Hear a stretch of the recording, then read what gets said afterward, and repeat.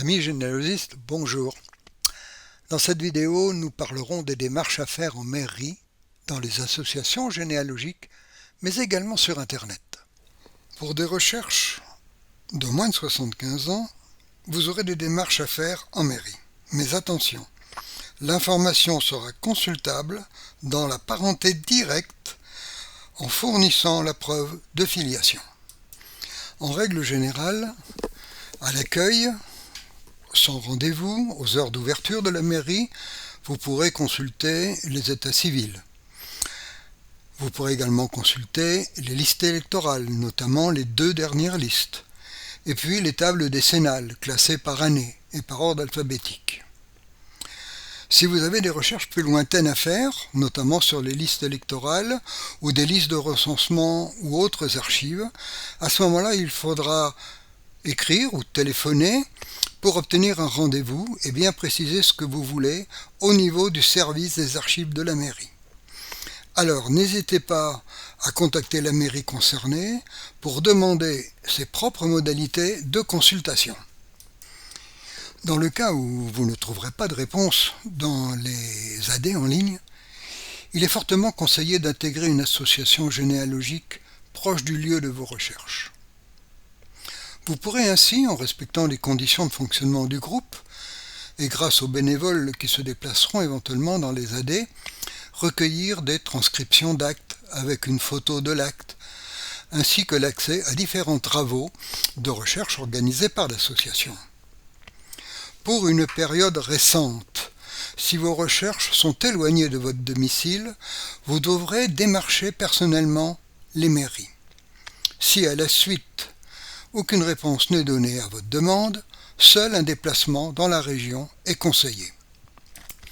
Chacun sait que la nouvelle loi d'avril 2009 sur les délais de communicabilité des archives fait le bonheur des généalogistes. En effet, les actes d'état civil de plus de 75 ans, contre 100 auparavant, et de 25 ans à compter du décès sont désormais consultables.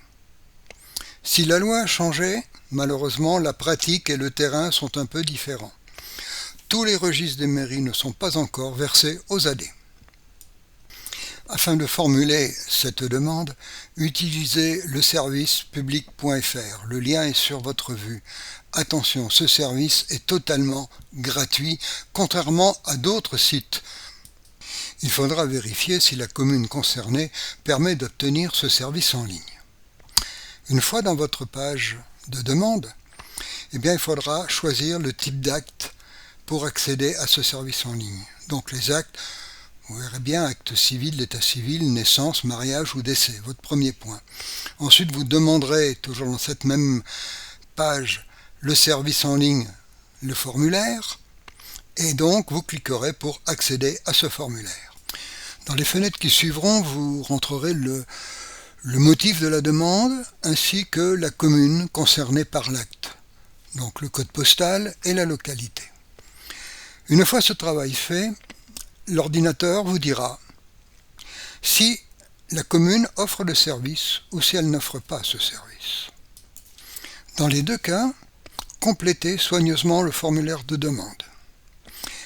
Si la commune offre le service, il vous suffira simplement de valider votre envoi. Dans le cas contraire, choisissez l'impression de votre demande sur papier.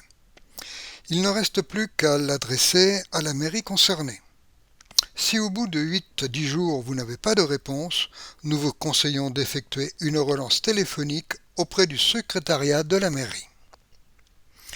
Nous avons terminé cette vidéo et retrouvez en complément les annexes 1 à 6 sur le thème « Ma généalogie, comment débuter » dans votre espace adhérent sur notre site CGCO. À la prochaine vidéo. Au revoir.